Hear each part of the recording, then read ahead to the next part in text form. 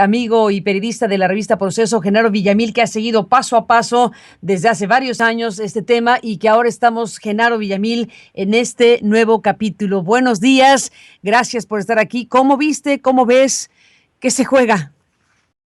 Gracias, Carmen. Un abrazo a ti hasta Nueva York y un abrazo a la audiencia también. Evidentemente estamos retrocediendo en el reloj del tiempo y estamos otra vez en un pacto de los precandidatos presidenciales o de los aspirantes a la presidencia de la República con las televisoras, en especial los del PAN y los del PRI, para prácticamente aprobar una contrarreforma, es decir, eliminar todo aquello que era lo importante y novedoso de la reforma de telecomunicaciones, de la reforma constitucional del 2013, que implicó una reforma fundamental al artículo sexto constitucional, donde se prohíbe de manera absoluta presentar como información lo que es propaganda pagada, ¿no? Ese es un artículo constitucional. Y además le otorga facultades al Instituto Federal de Telecomunicaciones de regular y definir lo que son los derechos de las audiencias. Y después en el 2014 pues hay toda una serie de artículos de la ley secundaria que aterrizaron ese derecho constitucional. Lo que están aprobando el PRI y el propio PAN es una contrarreforma. Estamos regresando, nada más para tener una idea, Carmen, de lo importante que es este asunto. Recordemos que en el 2012 hubo un movimiento de jóvenes llamado el Yo Soy 132, que surgió precisamente como un movimiento que estaba defendiendo el derecho de réplica frente a los medios de comunicación que estaban alterando la información de aquella visita de Peña Nieto a la Ibero. Y el movimiento 132 representó una presión social y política muy importante para que se hiciera esta reforma, para que se reconocieran los derechos de las audiencias. El derecho a la réplica es uno de esos derechos, pero también uno de los derechos fundamentales es que no se engañe a los televidentes o a los radioescuchas presentando como información lo que en realidad es propaganda pagada con recursos públicos. Y otro asunto muy importante para dimensionar el tema es el propio caso de tu equipo de trabajo y tú misma en MBS. Hubo una violación evidente del derecho de las audiencias de MBS al cancelar el programa en la radio. Se ignoraron esos derechos, no prosperaron los amparos y supuestamente con los lineamientos nuevos y con el IFETEL se iba a avanzar en este terreno. Ahora lo que están haciendo es un retroceso completo. Un retroceso completo, dices, Genaro Villamil. Entiendo que tenemos enlace también. Si te parece bien, Genaro, podemos incorporar a esta conversación a Jorge Fernando Negrete, el presidente de la MEDI, que es una de las organizaciones que se ha pronunciado más firmemente acerca de este tema en las últimas horas. Bueno, desde siempre, pero en este momento más. Jorge Fernando Excelente. Negrete, gracias por estar aquí como presidente de la MEDI. Buenos días y bienvenido.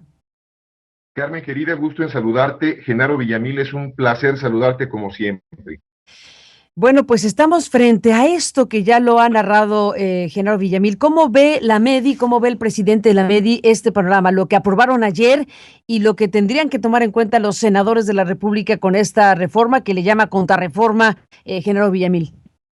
Mira, Carmen, querida, primero te quiero agradecer la introducción que nos obsequiaste al haber puesto a este niño parlamentario, porque con una enorme transparencia, un enorme candor y una enorme pasión defendió criterios y conceptos difíciles de argumentar en una tribuna como el Congreso mexicano. Después, presentaste una imagen lamentable de una congresista que presenta un extraordinario discurso muy bien argumentado, pero que concluye con una traición a los argumentos de defensa del derecho a la información. Como en los mejores momentos de los sofistas griegos, la diputada Lía Limón se allega de herramientas jurídicas y de argumentaciones notables en el documento que presentó, que lo único que deberían de haber concluido es que no tenían razón, pero concluyen exactamente con lo contrario. Y para no darle vueltas, me voy a ir al nodo del asunto, Carmen, Genaro, si me lo permiten. Les voy a leer el párrafo cuarto del artículo del servicio público, que es el 256, donde está el nodo de todo el problema, Carmen, Genaro. Dice así: que los concesionarios se abstengan de transmitir publicidad o propaganda presentada como información periodística o noticiosa, fantástico, lo celebro. Se entenderá que se transmite publicidad o propaganda como información periodística o noticiosa cuando un concesionario inserta dentro de su programación informativa un análisis o comentario editorial cuyo tiempo de transmisión ha sido contratado por un anunciante.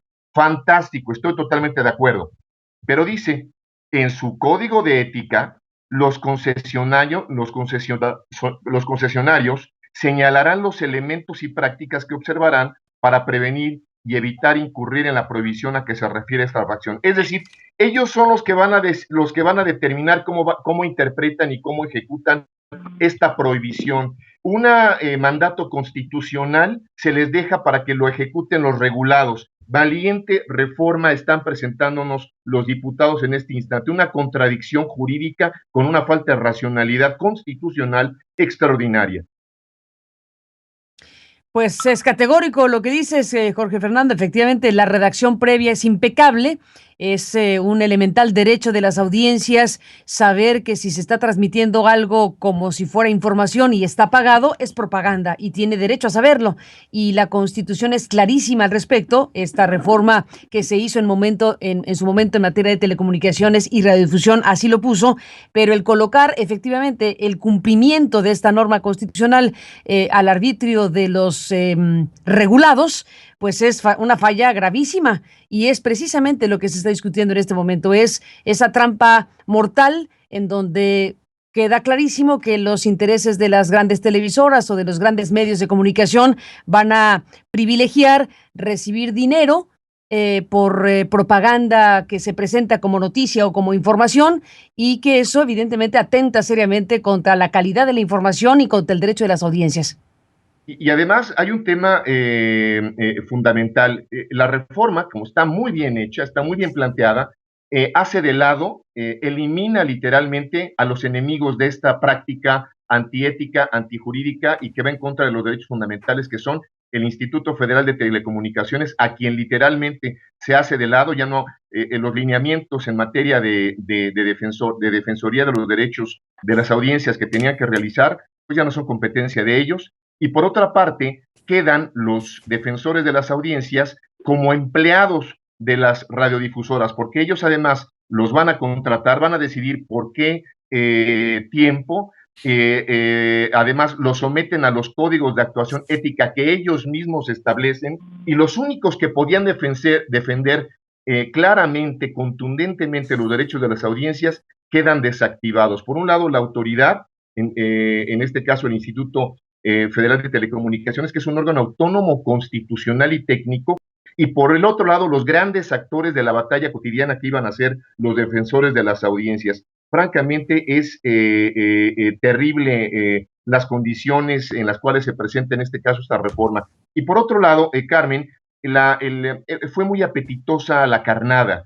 Fue justamente este artículo que comentamos, Genaro, tú y yo, la última ocasión que hablamos, que fue esta famosa diferenciación entre opinión y editorialización. Más de la mitad del documento se dedica a argumentar eso, cuando en realidad lo que querían era meter estos párrafos que acabo de leer. Ni más ni menos. Genaro Villamil, ¿qué sigue? Lo que sigue y debería seguir es una defensa del Instituto Federal de Telecomunicaciones a su propia naturaleza. A mí lo que me parece todavía terrible es que los comisionados, el pleno de los comisionados del Instituto Federal de Telecomunicaciones, se hayan quedado callados frente a esta evidente contrarreforma que cercena las facultades, la autonomía de este organismo que fue creado por una reforma constitucional y por una reforma de la ley secundaria que evidentemente estaba planteando evitar justamente esto, que los propios poderes fácticos de los medios decidieran y se autorregularan, porque caíamos otra vez en la misma situación de aquella ley Televisa del 2006, y de aquella crisis del 2012, cuando evidentemente estaban las televisoras alineadas a un candidato presidencial que además tenía contratos muy fuertes. El siguiente paso, la siguiente estación es el Senado de la República.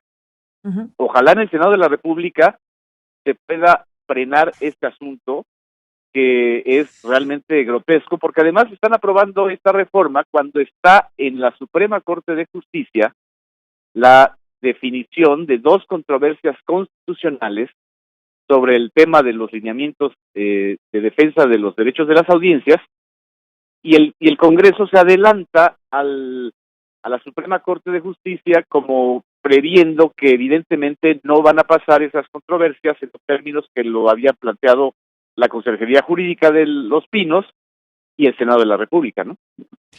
En el Senado de la República, donde en su momento, si bien no se frenó la ley Televisa, sí surgió de ahí precisamente lo que acabó siendo una acción de inconstitucionalidad en la Suprema Corte de Justicia, que invalidó una buena parte de aquel atropello a la nación, como se llamó la ley Televisa en su momento.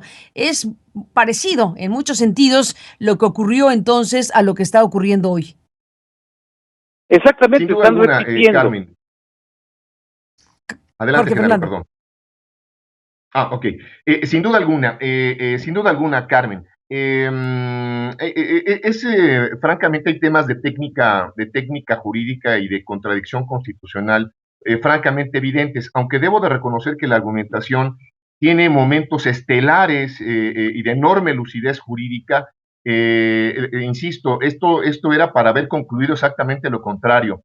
Y luego, además, la desesperación en la argumentación, en la exposición de motivos, los lleva a caer francamente en temas de populismo y de ignorancia, al comparar la posibilidad de que México se parezca a Venezuela, Ecuador y otros países donde no están muy claros justamente los derechos en materia de comunicación y de libertad de expresión. Pero quiero insistir todavía, además, en la perversión. Déjenme leerles dos artículos más. Dice por aquí: el código de ética será emitido libremente por cada concesionario. Ahí está la autorregulación. Y no estará sujeto a convalidación o revisión previo o posterior del instituto. Sale inmediatamente el instituto. Y al final viene otra vez: el instituto no podrá regular los derechos de las audiencias más allá o en contravención de lo previsto en el presente capítulo. E insiste, el instituto deberá garantizar que los concesionarios de uso comercial cuenten con plena libertad de expresión, libertad programática, libertad editorial, y que se evite cualquier tipo de censura previa. Perfecto, muy bien por ellos, por garantizar y proteger los derechos de los concesionarios en materia de libertad de expresión y los derechos de las audiencias, el derecho a la información, a recibir información veraz, oportuna, clara, no sujeta a criterios económicos. Hay claramente una contradicción muy, muy grave. Genaro Villamil. Yo creo que también los diputados ignoraron por completo este documento que 14 organizaciones ciudadanas presentaron el día de ayer, con una argumentación muy sólida, tal como la estaba exponiendo Jorge Fernando Negrete, en contra de esta reforma, diciendo que se eliminaba la autonomía de los defensores de las audiencias, que se eliminaba también la propia noción de la radiodifusión como un servicio público de interés general, y que se cercenaban las facultades y la autonomía del Instituto Federal de Telecomunicaciones, que por lo visto lo único que quieren es que sea una ventanilla en donde se hagan los refrendos, se hagan las subastas y los estudios técnicos, pero no quieren que sea un organismo que realmente tenga una posición fuerte, autónoma, pues frente a los intereses de los concesionarios. Además, hay mucha demagogia en esto, es decir, todos sabemos, la verdad, que la principal censura previa se da por los intereses de los concesionarios, no de no de la autoridad que presiona a los periodistas. Los principales escándalos y casos de censura en la radio, en la televisión, que hemos visto en los últimos años, incluyendo tu caso, Carmen, es de los dueños de los medios que están cancelando espacios de información plural. Entonces, no nos vengan con el cuento de que esto es como una especie de Venezuela. Es una demagogia absoluta lo que están haciendo, ¿no? Pues ahí está este tema tan importante, Jorge Fernando Negrete y Genaro Villamil. A los dos, gracias por este encuentro, por este enlace. Mantengámonos en comunicación porque son momentos importantes. Veremos cómo pintan las cosas en el Senado de la República y pues por lo pronto quedan aquí los temas expuestos de esta manera de todo lo que se está jugando en esta discusión legislativa. Gracias a los dos por estar aquí y hasta la próxima. Hasta luego, un abrazo. Hasta la próxima, Carmen. A los dos, gracias y un abrazo. A los dos, gracias y un abrazo. Hacemos